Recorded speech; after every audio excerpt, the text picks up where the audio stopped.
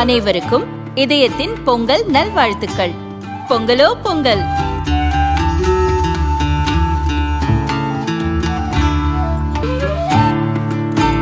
அனைவருக்கும் இதயம் மந்த்ராவின் பொங்கல் தின நல்வாழ்த்துக்கள். பொங்கலோ பொங்கல். இப்போது புதிய அறிமுகம் அச்சி ஹோட்டல் சாம்பார் 50 கிராம் ரூபாய் 20 மட்டுமே. வணக்கம். செய்திச் சுருக்கம். மக்களின் நம்பிக்கையை இழந்துவிட்டது காங்கிரஸ். ஊடுருவல்காரர்களை பாதுகாத்தவர்கள். அசாம் மாநிலத்தில் நடைபெற்ற நிகழ்ச்சியில் பிரதமர் மோடி 6957 கோடி ரூபாய் மதிப்பீட்டிலான சாலை மேம்பால பணிகளுக்கு அடிக்கல் நாட்டினார். 2 அம்ரித் பாரத் ரயில்களையும் தொடங்கி வைத்தார்.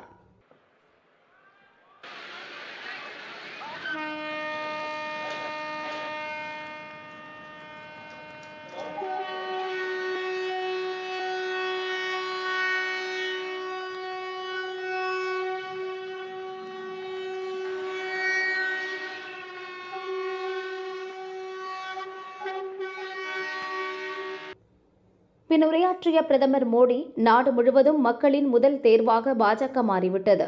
கடந்த 1.5 ஆண்டுகளாக பாஜக மீதான மக்களின் நம்பிக்கை தொடர்ந்து அதிகரித்து வருகிறது என குறிப்பிட்டார். பீகார் தேர்தலில் மக்கள் சாதனை வெற்றியை தந்தனர்.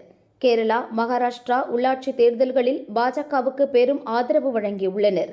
நல்லாட்சியை மக்கள் விரும்புவது இதன் மூலம் தெளிவாகியுள்ளது.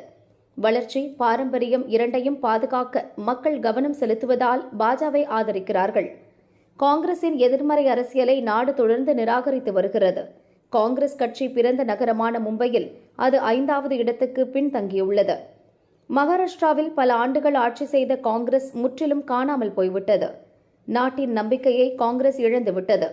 அசாமில் காங்கிரஸ் ஆட்சி செய்தபோது ஊடுருவல்காரர்களின் எண்ணிக்கை அதிகரித்தது. அவர்கள் வனப்பகுதி, விலங்குகள் வழித்தடங்கள், பழமையான பகுதிகளை ஆக்கிரமித்தனர். ஊடுருவல்காரர்களை பாதுகாப்பது, அவர்கள் உதவியுடன் அதிகாரத்தை அடைவதுதான் காங்கிரசின் ஒரே கொள்கை. அவர்களிடம் எச்சரிக்கையாக இருக்க வேண்டும். பாஜக அரசுதான் ஊடுருவல்காரர்களை அகற்றி அசாம் அடையாளம், கலாச்சாரத்தை மீட்டது. பீகாரிலும் ஊடுருவல்காரர்களை காப்பாற்ற காங்கிரஸ் பேரணிகளை நடத்தியது. ஆனால் பீகார் மக்கள் காங்கிரஸை துடைத்து எறிந்தனர். இப்போது அசாம் மக்களின் முறை வரப்போகிறது. அசாம் மண்ணில் இருந்து காங்கிரசுக்கு தகுந்த பதில் கிடைக்கும் என நம்புகிறேன் என பிரதமர் மோடி கூறினார்.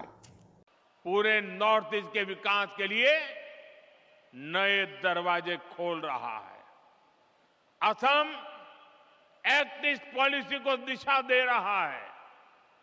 जब असम आगे बढ़ता है तो नॉर्थ ईस्ट आगे बढ़ता है. जब नॉर्थ ईस्ट आगे बढ़ता है तो हिंदुस्तान आगे बढ़ता है. हमारे प्रयास और असम के लोगों का भरोसा पूरे नॉर्थ ईस्ट को नई ऊंचाइयों तक ले जाएगा. इसी विश्वास के साथ एक बार फिर आप सभी को आज की परियोजनाओं की बहुत बहुत बधाई देता हूं. मेरे साथ बोलिए भारत माता की. 2026 தேர்தலுக்கான முதல் பிரச்சாரம்.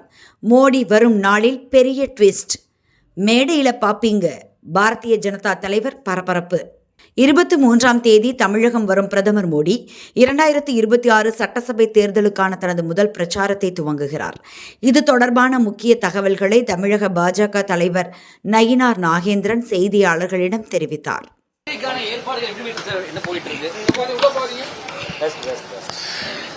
வருகிற 23ஆம் தேதி பாரத பிரதமர் நரேந்திர மோடி அவர்கள் தேசிய ஜனநாயக கூட்டணியுடைய பிரச்சாரத்தை மதுராந்தகத்தில் தொடங்கி வைக்க இருக்கிறார்கள். அன்று பிற்பகல் அவர் கூட்டத்தில் கலந்து கொண்டு தேசிய ஜனநாயக கூட்டணியுடைய சார்பாக தமிழகத்தில் நடைபெறுகிற மக்கள் விரோத அரசு, திராவிட முன்னேற்ற கழக அரசை வீட்டுக்கு அனுப்ப வேண்டும் என்பதற்காக முதல் பிரச்சார கூட்டத்தை துவக்க இருக்கிறார்கள். ரொம்ப முக்கியமான பிரச்சார கூட்டம். ரொம்ப குறிப்பா என்டிஏல இணையமைக்கக்கூடிய கட்சிகளை பற்றி அறிவிப்பும் வெளியிடலாம் சொல்லிருக்காங்க. சோ யாரை எதிர்பார்க்கலாம் சார்? குறிப்பா டிடிவி தினகரன் இணையறா 23ஆம் தேதி மேடையில் நீங்க அதை பார்க்கலாம். எத்தனை மணிக்கு சார் மீட்டிங்? ஆமா, எல்லா தலைவர்களும் மேடையில் இடம் பெறுவார்கள். சார், அதிமுக முதற்கட்ட தேர்தல் வாக்குறுதிகளை கொடுத்திருக்காங்க. பாஜக கூட்டணியில இருக்கிறோம். திமுக இது எங்களுடைய தேர்தல் வாக்குறுதி காப்பி அடிச்சிருக்காங்க. அப்படி சொல்ல முடியாது. ஏற்கனவே மதிப்புக்குரிய இபிஎஸ் அவர்கள் ஏற்கனவே கடந்த தேர்தலில் வந்து 1500 ரூபாய் தருவோம்னு சொல்லியிருந்தாங்க. அதன் பிறகு இப்போ அதான் 500 ரூபாய் கூட்டி 2000 ரூபாய்னு அறிவித்திருக்கிறார். அதை ஈயடிச்சாங்க காப்பின்னு நம்ம சொல்ல முடியாது. அவங்களுடைய தேர்தல் அறிக்கையை சொல்லியிருக்கிறார்கள். அது தேர்தல் அறிக்கையில சொன்னதான் ஈயடிச்சாங்காப்பின்னு சொல்றது அது சரியாக இருக்காது.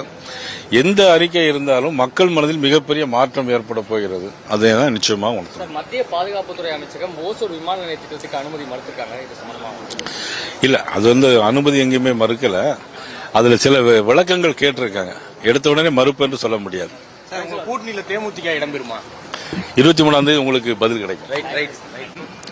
To inaugurate the NDA program, that's the main objective. That's the DMK going out, NDA coming in assembly. That's the main cause.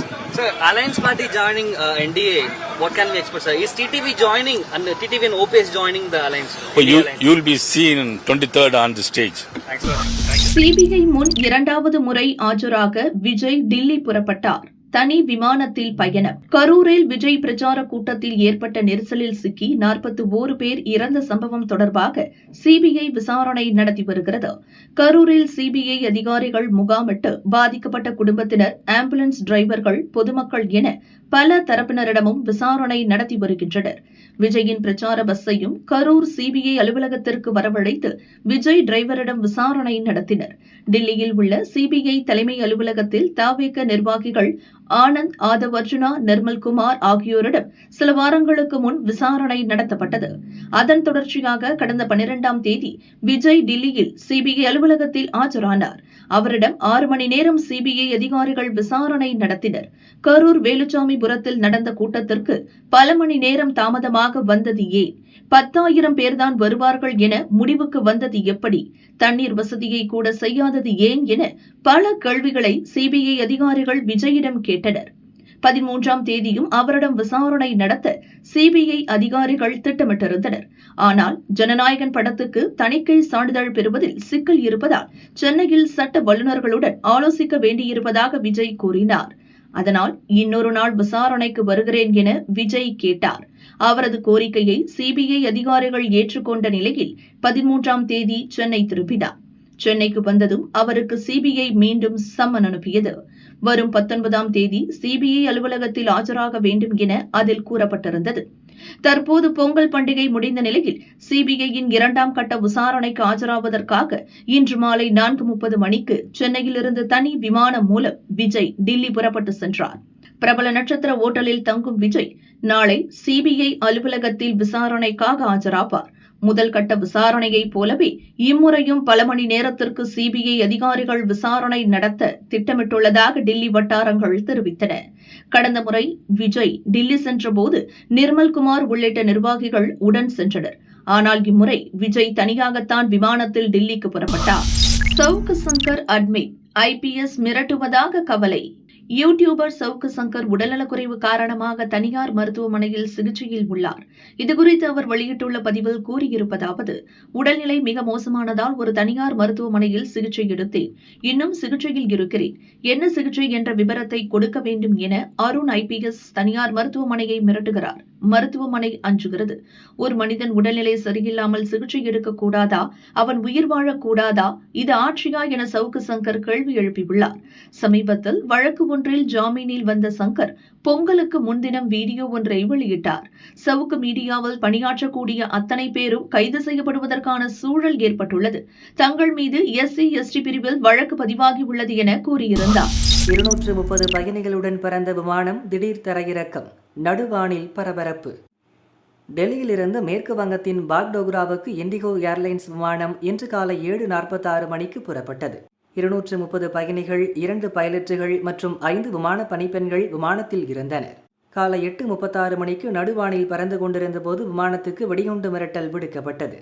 உடனடியாக விமானி உத்தரப்பிரதேசத்தின் லக்னோ விமான நிலையத்துக்கு விமானத்தை அவசரமாக திருப்பினார். சுமார் 9:17 மணியளவில் விமானம் லக்னோவில் அவசரமாக தரையிறக்கப்பட்டது. விமானத்தில் இருந்தவர்கள் அனைவரும் பாதுகாப்பாக விமானத்தில் இருந்து இறங்கினர். அவர்களுக்கு தேவையான வசதிகளை இண்டிகோ நிறுவனம் செய்து கொடுத்தது. விமானத்தின் கழிப்பறையில் விமானத்தில் குண்டு உள்ளது என ஒரு டிஷ்யூ பேப்பரில் கையால் எழுதப்பட்டிருந்தது. இதையடுத்தே விமானம் லக்னோவுக்கு திருப்பப்பட்டது விசாரணையில் தெரிந்தது. லக்னோ விமான நிலையத்தில் இருந்த வெடிகுண்டு கண்டறியும் நிபுணர்கள் விமானத்தில் ஏறி இன்ச்சாக சோதனை நடத்தினர். குண்டு எதுவும் சிக்கவில்லை. வெடிகுண்டு மிரட்டல் புரளி என்பது தெரிய வந்தது. ஆனாலும் இண்டிகோ விமானம் விமான நிலையத்தின் தனிமைப்படுத்தப்பட்ட பகுதியில் நிறுத்தப்பட்டுள்ளது. லக்னோ போலீசாரும் விசாரணை நடத்தி வருகின்றனர். விமானத்தில் இருக்கும் யாரோ ஒருவர்தான் டிஷ்யூ பேப்பர் மூலம் வெடிகுண்டு மிரட்டல் விடுத்திருக்க முடியும் என போலீசார் சந்தேகிக்கின்றனர். அதனால் பயணிகள் மற்றும் விமான சிப்பந்திகளின் பின்னணி குறித்து விசாரணை நடத்துகின்றனர். பாதுகாப்பு சோதனைகளுக்கு ஒத்துழைத்து வருவதாக இண்டிகோ நிறுவனம் தெரிவித்துள்ளது. இதனால் லக்னோவிலிருந்து விமானம் இன்னும் புறப்படவில்லை. அடுத்த 48 மணி நேரத்தில் வானிலை கொடுத்த அப்டேட்.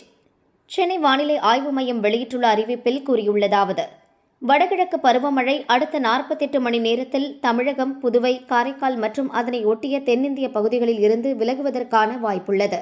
அதே நேரம் குமரிக்கடல் பகுதிகளில் ஒரு வளிமண்டல கீழடுக்கு சுழற்சி நிலவுகிறது.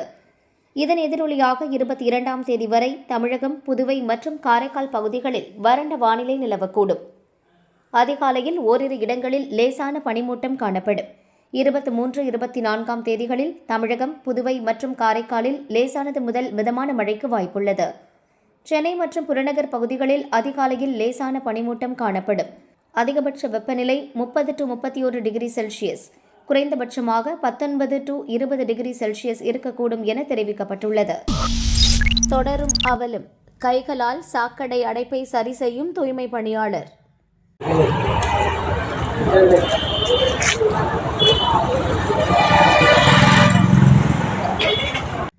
கடலூர் மாவட்டம் நெல்லிக்குப்பம் நகராட்சியில் தூய்மை பணியாளர்களுக்கு முறையாக பாதுகாப்பு வசதிகள் செய்யப்படவில்லை.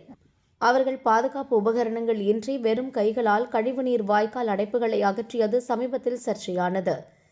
துப்புரவு பணியில் ஈடுபடும் நகராட்சி பணியாளர்களுக்கு கையுறை, மாஸ்க், ஷூ உள்ளிட்ட அடிப்படை பாதுகாப்பு உபகரணங்கள் வழங்கப்படவில்லை.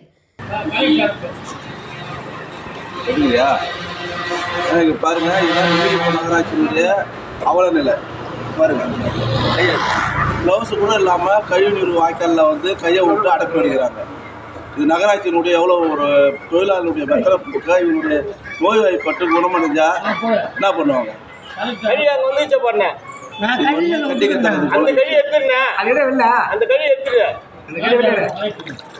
ஆபத்தான சூழலில் பணியாற்றி வருகின்றனர் என தொழிலாளர் நல அலுவலர்கள் குற்றம் சாட்டுகின்றனர். இதுகுறித்து நகராட்சி ஆணையாளர் கிருஷ்ணராஜ் சம்பந்தப்பட்ட தூய்மை மேற்பார்வையாளர் மற்றும் தூய்மை பணியாளர்களுக்கு விளக்கம் கேட்டு நோட்டீஸ் அனுப்பப்பட்டுள்ளது. இப்படி கழிவு நீரை கையால் எடுத்து அடைப்பு எடுக்கிறது எந்த விதத்தில் நியாயம்? இதான் நெல்லிக்குப்பம் நகராட்சியினுடைய இதான் நெல்லிக்குப்பம் நகராட்சியினுடைய துப்புரவு தொழிலாளர்களுடைய இதை கேவலமா பாருங்க. செய்யக்கூடாது.